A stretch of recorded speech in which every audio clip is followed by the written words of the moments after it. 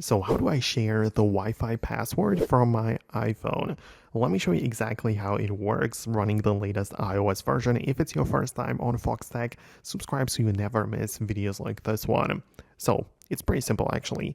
All you have to do is to open up your Passwords Manager app. So there is this Passwords app made by Apple. It's built in, so you should definitely have it. You get inside and you can proceed to the Wi-Fi section because there are some other codes which you might have stored. But if you go to the Wi-Fi, all of the networks are going to be in here, all of the ones which you have connected to in the past, and the passwords are stored in here.